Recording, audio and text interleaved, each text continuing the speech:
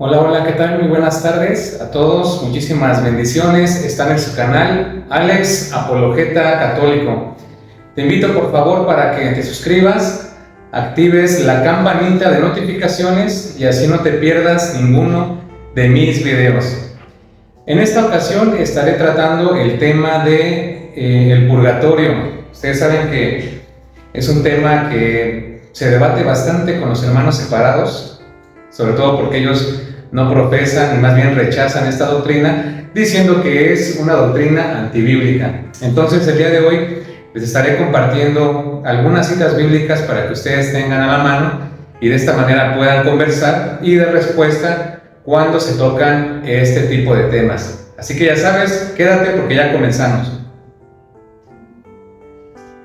Y bueno, como les comenté, vamos a hablar de lo que es el purgatorio, cómo lo describe la Santa Madre Iglesia, para que ustedes tengan bien claro este concepto. Primero que nada tengo que decir lo que no es el concepto del purgatorio. En este caso, lo que no sería es un lugar. Hay muchas personas que lo han descrito de esta manera como un lugar, pero no es un lugar, repito, sino más bien es un estado del alma, una condición en la que se encuentra el espíritu de la persona una vez que pues, ya parte de este mundo. Y en esta condición pues es como si fuera un sufrimiento, como si fuera un tormento, y bueno, pues para unos va a ser más, para otros menos. Al final de cuentas, yo creo que muchos o la mayoría tendremos que pasar por este estado de purificación. Me gustaría ver cómo lo dice el catecismo, porque el catecismo es el resumen de la escritura y aquí podemos encontrar nuestras bases. Vean lo que nos dice. Numeral 1030, la purificación final, o también llamado purgatorio. Los que mueren en la gracia y en la amistad de Dios, pero imperfectamente purificados, aunque están seguros de su eterna salvación, sufren después de la muerte una purificación a fin de obtener la santidad necesaria para entrar en la alegría del cielo. 1031. La Iglesia llama purgatorio a esta purificación final de los elegidos, que es completamente distinta del castigo de los condenados. La Iglesia ha formulado la doctrina de la fe relativa al purgatorio, sobre todo en los concilios de Florencia y en el de Trento. La tradición de la Iglesia, haciendo referencia a ciertos textos de la Escritura, habla de un fuego purificador. Entonces, como ustedes se dan cuenta, en el numeral 1030 y en el 1031 jamás se habla de un lugar, sino más bien esto es algo en lo cual se le ha representado, por ejemplo en pinturas, no sé, en algunos paisajes de la antigüedad, incluso en algunas visiones de los santos, porque ustedes pueden ver que hay algunos de ellos que han tenido visiones o revelaciones privadas sobre lo que sería el purgatorio. De hecho, yo me acuerdo que hay una santa que, bueno, comentaba que en una ocasión tenían mucha hambre en el convento, entonces no había nada que comer.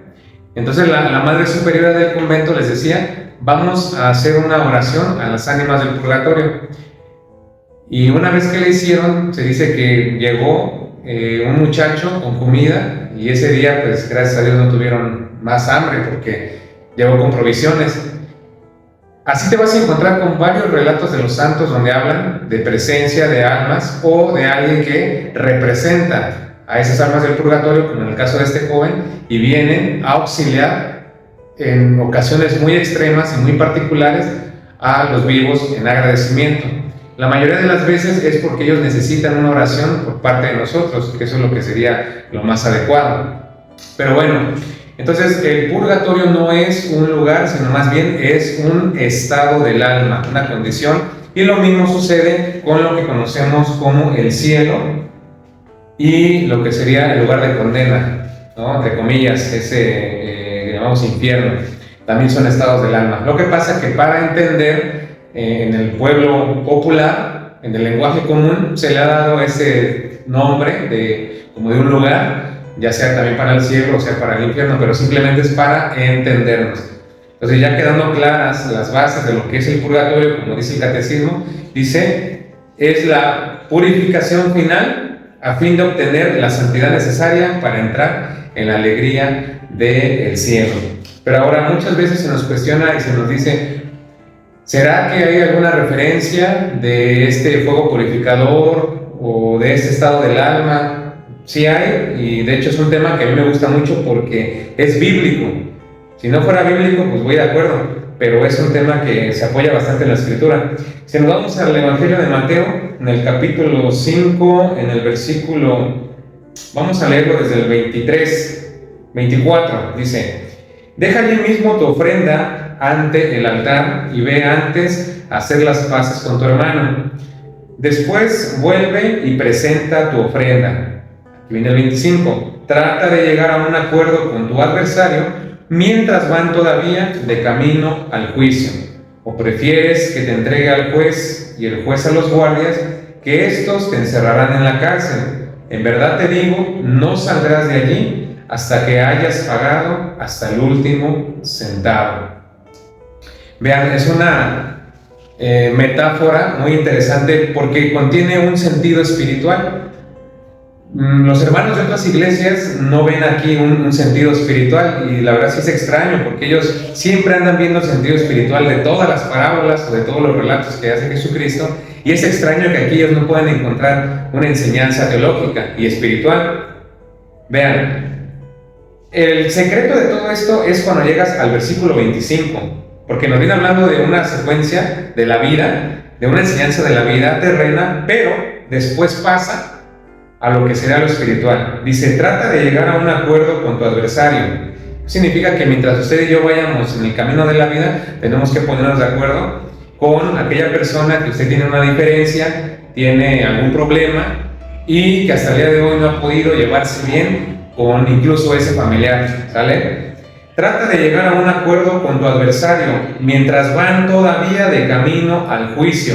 ¿O cuál juicio? Pues el juicio de la otra vida, el juicio de Dios. Dice: o prefieres que te entregue al juez, en este caso el juez sería Jesucristo, y el juez a los guardias, que te encerrarán en la cárcel. Esta cárcel es lo que yo quiero que ustedes subrayen en su casa, en sus Biblias, porque cuando dice cárcel, obviamente está poniendo un ejemplo de la vida social, de la vida común, para que nosotros entiendamos con un lenguaje sencillo y comprendamos y nos demos una idea de cómo puede ser el día de mañana si no nos ponemos de acuerdo con nuestras diferencias y vayamos a parar a ese estado de purificación. Por eso le llama la cárcel.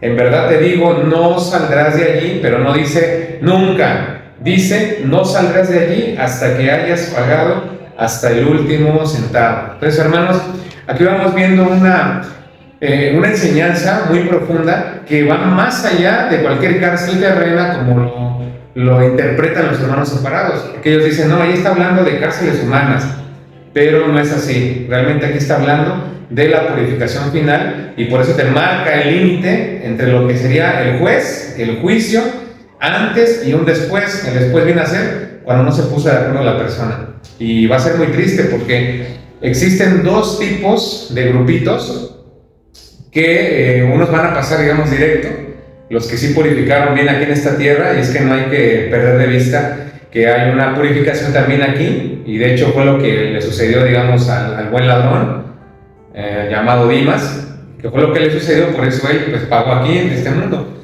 Pero a diferencia de muchos de nosotros que vivimos una vida normal, o sea, que no somos tan buenos ni tan malos, pues vamos al confesionario, pero de repente luego se nos olvida, o luego de repente no hacemos lo que tenemos que hacer, y ahí sí, si no llegamos a hacer la indulgencia plenaria, tendríamos que pasar por esa purificación. Pero efectivamente, digamos que un 70% sí, pero no todos, ¿sale? Hay unos que se van a ir directo, si es que realmente perseveraron, hicieron las cosas como el Señor nos pide.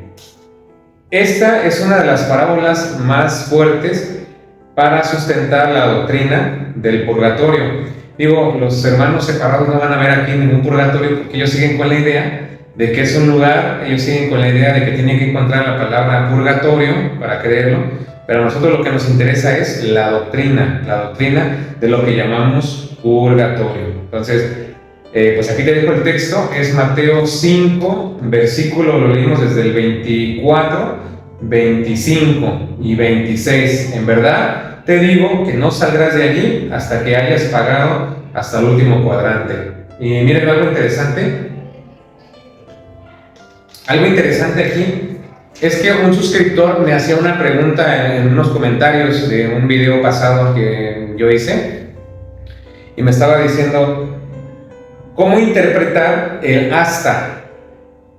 Y no quiero meterme tanto en el tema ahorita de la Virgen María, pero por ejemplo, él decía, ya ves que allá en Mateo 1, 20 y tantos dice que aparece el hasta también, hasta, y no la conoció hasta. Sí, ustedes recordarán ese texto. Dice, pues lo mismo aparece aquí, y si aplicamos el mismo sentido, que el hasta no equivaldría a un cambio de estado, a un cambio de situación, entonces quiere decir que aquí nunca saldría tampoco, porque hasta no significa que después sí. Bueno, dice, entonces ¿cómo explicamos que el hasta después sí sale? Aquí en el texto del versículo 26, porque dice, en verdad te digo, no saldrás de allí hasta. Pero si no es un cambio de estado el hasta, se supone que nunca saldría. Pero a ver, aquí hay que hacer un stop, porque no siempre va a ser igual. Va a depender de todo, y el secreto está en el contexto que se le esté dando. El contexto es la clave para comprender el pasaje completo. Es decir, no podemos aplicar el mismo en todos lados, que porque allá Micol o Mical, hija de Saúl, no tuvo hijos hasta el día de su muerte, pues ahí se entiende que el contexto es que ni siquiera después de muerta, obvio. Eso se entiende por sentido común. Se puede llegar a argumentar, sí, pero no siempre va a indicar un cambio de estado, ¿sale? Va a depender mucho del contexto que se le dé. Pues en este caso, pues está poniendo una condición. Dice, en verdad les digo, no saldrás de allí hasta que pague. En este caso va a salir, sí, pero hasta que pague el último cuadrante. Entonces, hermano, si llegas a ver este video, por favor, recuerda que va a depender mucho del contexto, ¿sale? De lo que vengamos leyendo. Va a depender si es un cambio de estado o si se queda igual, ¿vale? No hay que aplicarlo, no hay que aplicar el mismo patrón fijo para todas las metáforas. Hay que tener cuidado con eso. Bueno, esta es una de las citas que nos dan bastante los apologistas, pero si quieren otra, aquí tengo una de Mateo, aquí mismo. Déjenme ver si es el 21-18, vamos a ver. O el 18-21, vamos a ver qué nos dice aquí. Dice 18-23, aprendan algo sobre el reino de los cielos. Vean, y a mí como me encanta citar este texto para que ellos no digan después, es que Alex agarró el Mateo 5-25 y ahí hablaba de cárceles humanas. No, ahora vamos a remontarnos a algo que se puede llegar a asimilar, a asemejar a lo que sería el reino. Vean, aprendan algo sobre el reino de los cielos. Un rey había decidido arreglar cuentas con sus empleados, y para empezar le trajeron a uno que le debía 10,000 monedas de oro. Es una parábola también. Como el hombre no tenía con qué pagar, el rey ordenó que fuera vendido como esclavo junto con su mujer, sus hijos y todo lo que poseía, para así recuperar algo. Muy bien. El empleado pues se arrojó a los pies del rey suplicando, dame un poco de tiempo y yo te pagaré todo. El rey se compadeció y lo dejó libre, mas todavía le perdonó la deuda. Qué buena gente, ¿no? Le perdonó la deuda. Pero apenas salió el empleado de la presencia del rey, se encontró con uno de sus compañeros que le debía dinero. Lo agarró del cuello y casi lo mata gritándole, págame lo que me debes.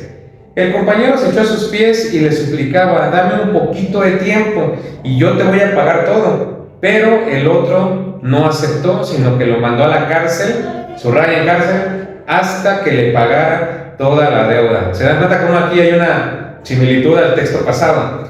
Los compañeros testigos de esta escena quedaron muy molestos y fueron a contárselo todo a su señor.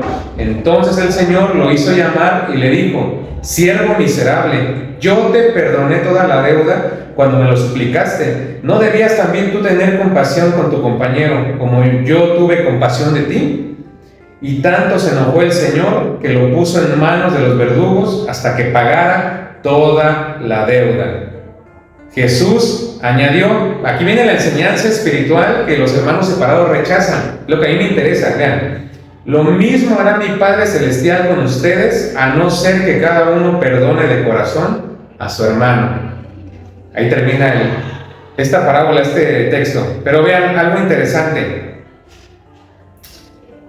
Al principio del texto, en el versículo 23, nos dice: aprendan algo sobre el reino de los cielos. O sea que cuando nosotros interpretamos este tipo de parábolas y le damos un sentido espiritual allá, lo que llamamos el estado de purgatorio, no andamos tan perdidos, porque dice: aprendan algo sobre el reino de los cielos. Sí se parece al reino de los cielos, por eso está poniendo este ejemplo el Señor. Y después dice: y tanto se enojó el Señor, versículo 34, que lo puso en manos de los verdugos hasta que pagara toda la deuda. Hasta que pagara. Sí va a salir, pero hasta que pague toda la deuda. No dice no va a salir jamás, no dice lo vamos a tratar bonito. Entonces eso significa, hermanos, que no puede ser ni el cielo, ni tampoco el estado de condenación, porque de ahí no hay salida. En el cielo no se sufre. Entonces tiene que ser una condición que está intermedio, que no está ni tan perdido ni tan salvo, está más o menos, ¿sale? Entonces hay que pasar por ese proceso. Sí va a salir, pero hasta que pague. Ahora, ¿qué es el segundo concepto de lo que no es el purgatorio?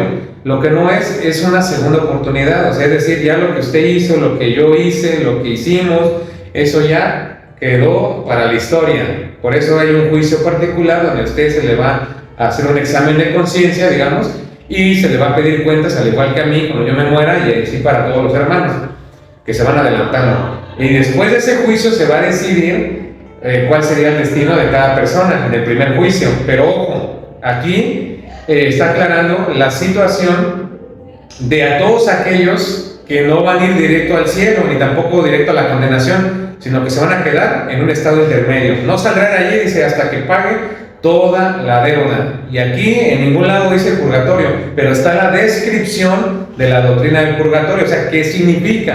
Eso es lo que a mí no me interesa. Y vean cómo es completamente compacto con el reino de los cielos. Por eso cuando ustedes lleguen los protestantes y les digan que eso no es así, que eso es mentira, que es un invento de algunos curas, pues ustedes tomen los textos bíblicos, precisamente para que ellos comprueben, lo puedan leer con su Biblia y vean que de ninguna manera pues es ningún cuento, ni siquiera es algo inventado, ¿sí me entienden? Por eso hay que estar siempre al pendiente, hermanos, de estos textos. Vámonos más adelante, encontramos en la carta a los Corintios, primera de Corintios 3:13, donde el apóstol Pablo nos dice: un día se verá el trabajo de cada uno, se hará público en el día del juicio, cuando todo sea aprobado por el fuego. Ojo, aquí vamos a hacer una pausa. Un día se verá el trabajo de cada uno. Recuerden que muchas veces cuando San Pablo en los textos teológicos dice un día o aquel día, no siempre se está refiriendo al último día. Eso hay que tenerlo presente, porque si no, los hermanos separados te van a decir: mira, aquí un día significa que hasta el día final, cuando ya llegue la resurrección de todos.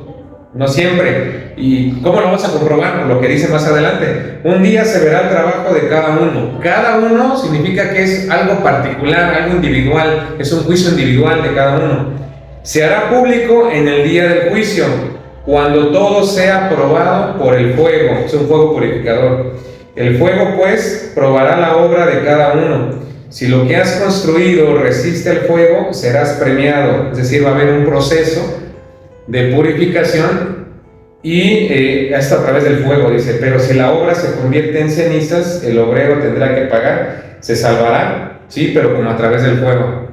O sea, se va a salvar, sí, pero, como diciendo, tiene que pasar por ese procedimiento, por ese proceso de fuego purificador.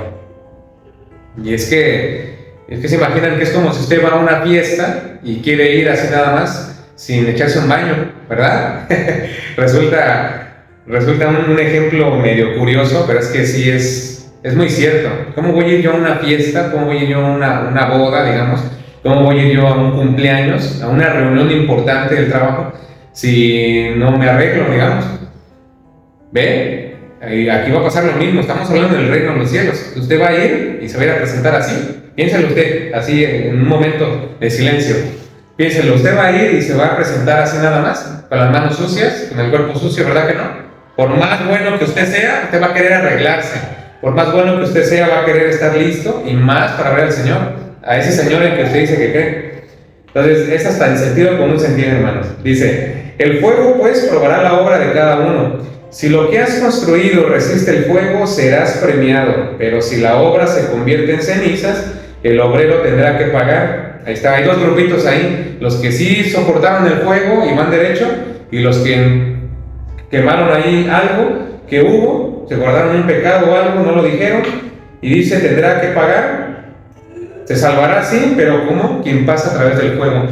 Esto me llama la atención, ¿no? Esta escena que pone el apóstol San Pablo, que sería como un retrato de un edificio, así se imagina, un edificio en llamas y una persona escapando del fuego. Entonces, es complicado, parece fácil decirlo, parece fácil retratarlo y dibujarlo, pero imagínense qué desesperante, qué sufrimiento, porque ya hablamos del plano espiritual, o sea, ya no hablamos de un dolor como el que tenemos aquí, materialmente hablando, ya hablamos de algo espiritual que se intensifica todavía, digamos, el triple a lo que se puede sentir aquí en vivo. Es complicado esto de la situación del alma y el espíritu porque lleva su teología también. Pero bueno, imagínense aquí la escena de un edificio, imagínense que está en llamas y la persona escapando del fuego. Es como esa imagen retórica, es como ese simbolismo que le da el apóstol. Y me encanta esta cita, dice, el fuego probará la obra de cada uno. Si lo que has construido resiste el fuego, será premiado. Me llama la atención porque hay algunos hermanos separados que aquí lo tergiversan y ellos dicen, no, es que hagan de cuenta que es como este sillón, aquí yo me siento en el sillón, así, y mi obra que yo hice, voy a estar viendo cómo se quema aquí y yo voy a estar bien tranquilo, así, bien campechano de la vida, viendo cómo mi obra se quema, y si resiste, pues qué bonito. Si no resiste, de todas maneras, a mí no va a pasar ningún sufrimiento. Yo voy a estar bien tranquilo aquí viendo cómo la obra se quema. O sea, dense cuenta cómo ellos quieren separar entre la obra y el espíritu de la persona, el alma de la persona, el individuo. Ven cómo caen en una contradicción tremenda. Eso es algo terrible lo que están haciendo. Se supone que la obra va junto con el que va a ser premiado. Y el mismo contexto me lo está diciendo. El fuego pues probará la obra de cada uno. Si lo que has construido resiste el fuego, no dice la obra será premiada solita, no dice serás premiado, va junto con pegado. Entonces va la obra y va también aquel que hizo la obra. Si la hizo, qué bonito, si no la hizo también va a tener que sufrir. Por eso dice, pero si la obra se convierte en cenizas, el obrero también tendrá que pagar. No dice la obra solita se va a hacer cenizas y el otro pues se va a quedar viendo así desde lejos, viendo cómo se quema la obra y ya. O sea, es totalmente equivocada la interpretación que le dan a algunos que yo he escuchado, Se salvará, dice sí, pero como a través del fuego. Y es que sí, porque ya las personas, o el alma de las personas que llegan a ese estado de purificación, es obvio que son salvos, es obvio que esas personas sí van a entrar a lo que sería el reino de los cielos, pero van a tener que esperar un tiempo. Y aquí el tiempo, alguien podrá preguntar ahí en los comentarios, podrá decir, no, ¿y cuánto tiempo?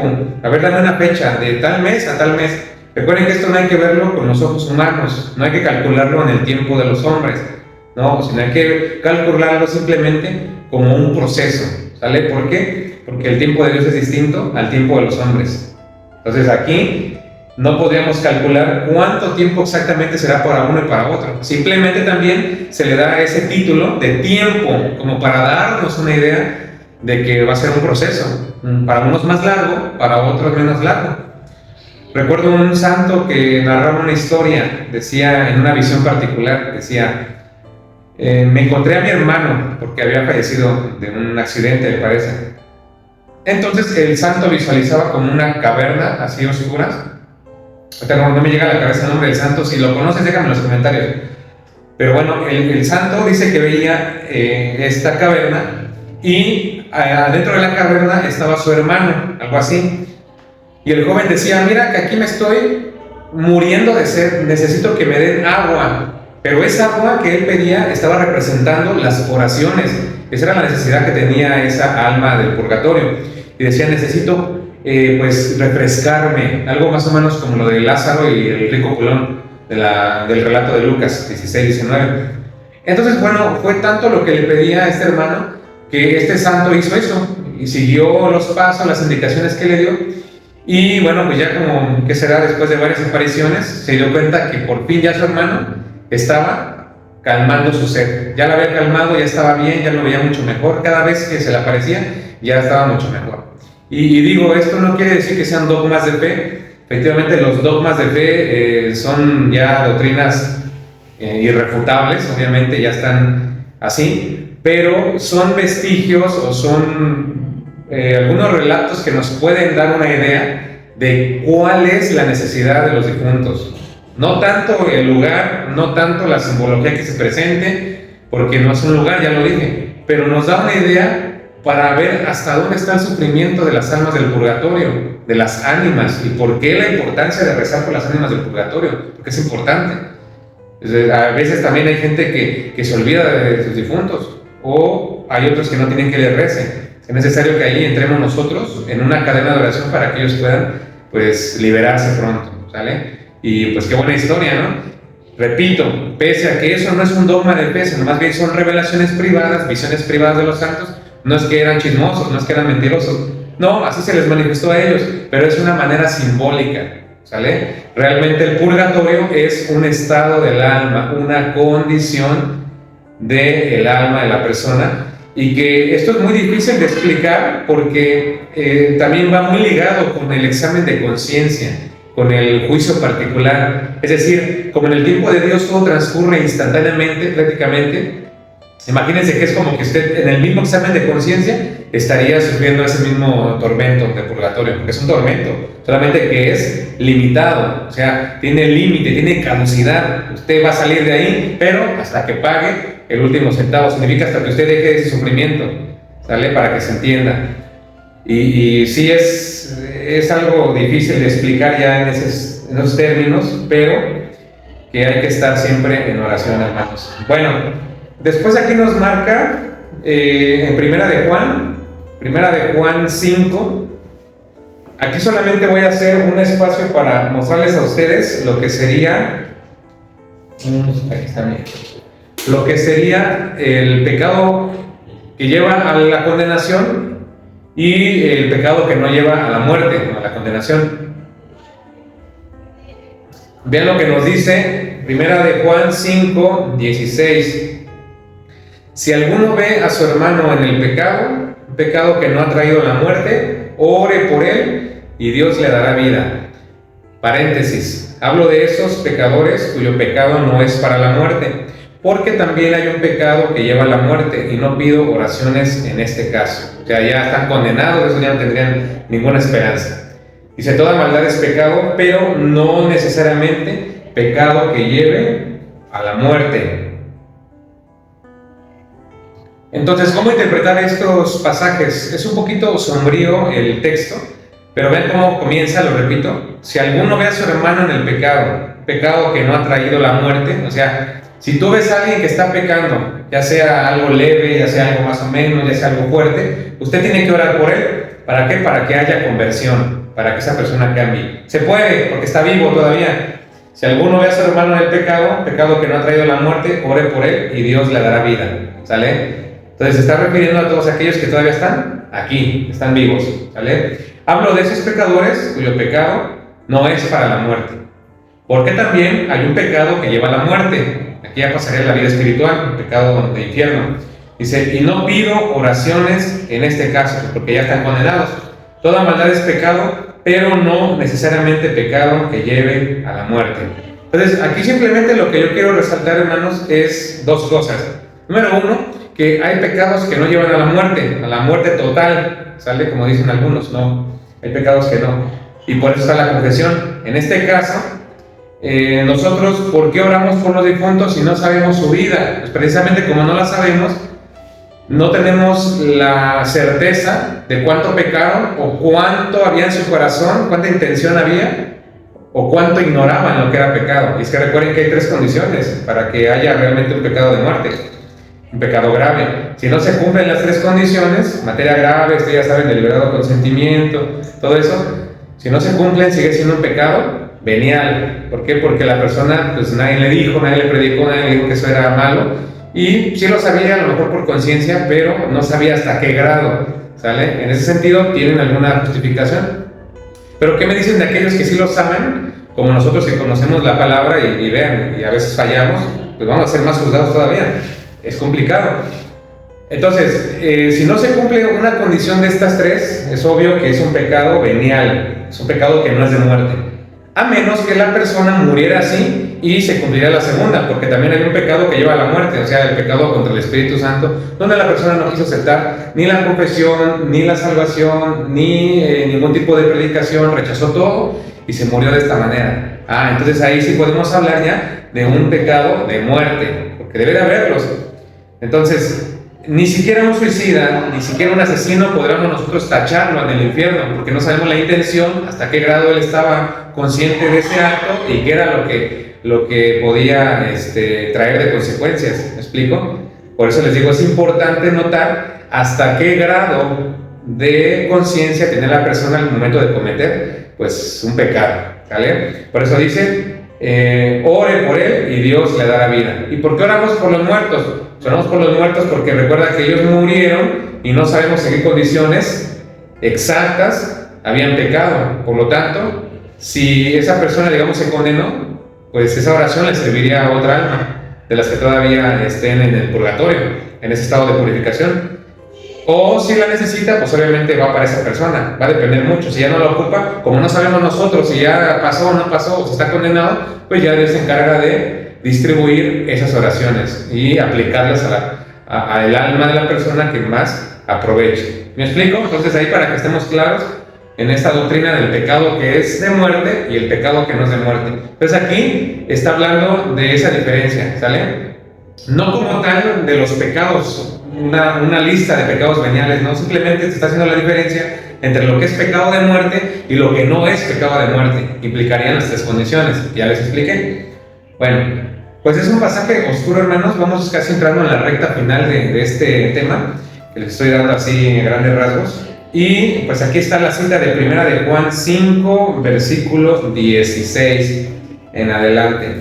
Entonces, hermanos, vayan estudiando su Biblia, en sus ratos libres estudienla, vean los textos que les acabo de dar, compruébenselos, que luego a veces el católico no quiere leer la Biblia, a veces el católico del 2024, pues ya no le interesa esto. O sea, hay veces que andan en su mundo, las cosas materiales nos han cegado, nos han tapado la vista, y ya los ojos espirituales ya quedaron en el olvido muchas veces. Nuestra Biblia se queda abierta en el Salmo 91, ya el católico a veces ya no la quiere ojear, es un problema. Llegan los hermanos separados, tocan tu casa, ¿y qué te dicen? Te llevan para sus iglesias. Por eso es importante estar al pendiente de eso, hermanos. La doctrina del purgatorio de antemano, aclárales a ellos que no es que esté la palabra como tal, purgatorio, eso no lo va a encontrar, pero va a encontrar la descripción de la doctrina. ¿Qué significa? ¿Cuál es esa doctrina del purgatorio? Pues eso es lo que a mí me interesa mostrarles en este video. Y vean que les he dado citas bíblicas. Hay muchos más textos que hacen referencia al fuego purificador, también incluso en el Antiguo Testamento, pero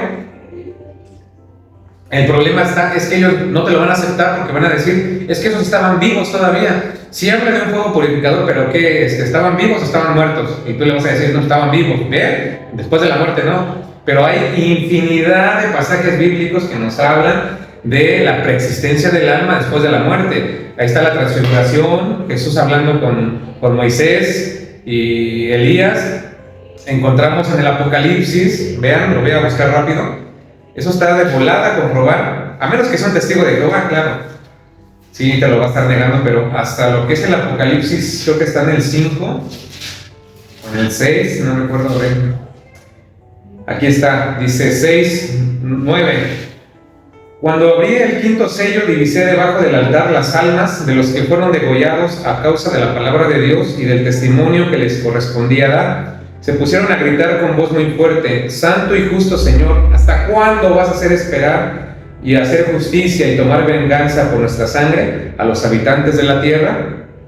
Entonces vean que aquí ellos están clamando una especie de venganza, pero un detalle importante, recuerda que ellos no pueden estar totalmente ya en la visión beatífica porque ellos tienen todavía ese sentimiento de venganza, ¿sale? Es más, el texto cuando comienza nos dice que están debajo del altar, dice, divisé las almas degolladas a causa de la palabra de Dios, debajo del altar, debajo, no estaban ni encima, ni al lado, ni enfrente, estaban abajo. Significa que todavía hay algo que les falta para subir plenamente a la visión de Dios.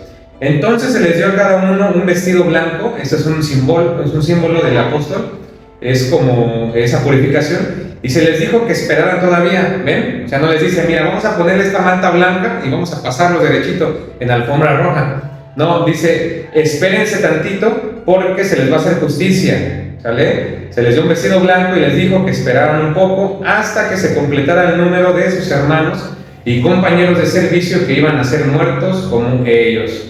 Entonces vean, ahí hay un grupito de mártires que están muriendo en la época de San Juan, año 100 aproximadamente, cuando él escribe en la isla de Patmos, y él va comenzando a narrar con figuras retóricas, simbolismos, todo lo que estaba implicando, tanto en la tierra, lo que estaba pasando, como lo que sucedía con visiones en el cielo. Y les da un simbolismo, el vestido blanco. Ya estaban apartados, ya eran salvos, pero les dijo, esperen tantito a que lleguen compañeros suyos, y ahora sí, se les va a hacer la justicia divina. Entonces vean, ahí está otro ejemplo del estado de purificación, donde encontramos pues esta síntesis o esta doctrina del purgatorio. Y ya para ir terminando les voy a mostrar 1 de Pedro 3:19, que nos dice lo siguiente. 1 de Pedro, estoy en la segunda, en la 1 de Pedro 3, versículo 19. Entonces fue a predicar en espíritu a los espíritus encarcelados. Me refiero a esas personas que se negaron a creer en tiempo de Noé, cuando estaba por acabarse la paciencia de Dios y Noé ya estaba construyendo el arca. Entonces ve lo que dice el versículo. Fue a predicar a los espíritus encarcelados. Esos espíritus encarcelados, nadie me puede decir que estaban condenados, porque la predicación es para dar esperanza a las personas, a los vivos, y a los espíritus también es para darles una buena noticia. Está hablando de espíritus que no estaban ni condenados, no tendría caso a ellos, tampoco eran demonios porque tampoco tiene caso que les prediquen a ellos, y tampoco estaban salvos completamente, ¿sale? No estaban salvos porque todavía les faltaba algo. Por eso dice espíritus encarcelados, ¿sale? La pregunta sería para un hermano separado, ¿dónde se encontraban? ¿En qué estado se encontraban? Y si él te dice, no, pues estaban a medias, todavía les faltaba algo, pues eso es lo que nosotros llamamos purgatorio. Significa que ya casi, pero les falta ese algo que usted dijo que le faltaba. Ese es el purgatorio. Pues bueno, hermanos, hasta aquí los textos bíblicos que nos pueden servir. Ya saben, su catecismo siempre con ustedes. Catecismo de la Iglesia, numeral 1030, en 1031 fue los textos que leímos. Los invito a todos, por favor, para que compartan en sus redes sociales, ya casi nos vamos, para que compartan en sus redes sociales, ayúdenme, y suscríbanse al canal Alex Apologeta Católico para que no te pierdas ninguno de nuestros videos, donde compartimos charlas, compartimos debates en vivo, también diálogos. De repente, ya ven que el fin de semana estuve ahí en la Catedral Metropolitana, en el Zócalo, y les comparto algunos documentales de lo que nos llama la atención como católicos, capillas, algunos descubrimientos, apariciones como el de la Virgen de Tezcalhuey, allá en el Estado de México. Y así me gusta de repente irme a lugares y estar ahí filmando pues esos tesoros, ¿no?, que tenemos como nuestro país México, donde hay pues algunos vestigios, hay detalles, catedrales, monasterios, conventos. Ahora que recuerdo que fui al Museo de las Momias también de San Ángel. Y así, cuando puedo voy y les comparto un poquito. Pero sí les pido porfa que me apoyen suscribiéndose al canal. Y bueno, pues ahí queda. También quiero aprovechar para invitarlos al taller de Biblia que tenemos lunes, miércoles y viernes a las 8:30 por la aplicación de Zoom. Es un taller donde compartimos pues, precisamente la enseñanza bíblica y es totalmente en vivo, ¿sale? Los días lunes, miércoles y viernes la clase dura 1 hora y estamos por la aplicación de Zoom. Si estás interesado o interesada, pues déjame un comentario o escríbeme para que nos pongamos de acuerdo y pues bueno, sí tiene una colaboración para que también nosotros vayamos saliendo ahí con algunos gastos de tiempo completo que se le da, pero pues Dios provee. Por otra parte, también si a ti te agrada este contenido, este material que realizo, es un trabajo, la verdad, a veces complicado, porque hay que estar trasladándose, transportándose, el equipo, ¿no?, que también se utilice, todo esto, es algo complejo. Entonces, quienes gusten apoyar en la labor, luego también de repente compro libros, ¿no?, de teología, libros de los santos, sí, libros que nos pueden ayudar para compartir temas precisamente en los talleres. Pues puedes apoyar con lo que tú gustes. Te voy a dejar mi PayPal en la parte de abajo, aparece como alacasen@gmail.com, y sería el PayPal. Por si estás en alguna parte de fuera de México, pues puedes dejar tu apoyo, con lo que ustedes gusten apoyar. Pues ahí estamos siempre a la espera, ¿no?, de lo que Dios siempre nos provee. Pues ojalá nos puedas apoyar y seguir con este proyecto de apologética, que la verdad hace mucha falta en las comunidades, a los jóvenes, también motivarlos para que pues a veces no anden pensando en los vicios, en el alcohol, en las cosas que a veces hay allá afuera, ¿no? Mejor que se enriquezcan, que ellos se cultiven, ¿no?, de todo esto, la cultura que hace tanta falta en México.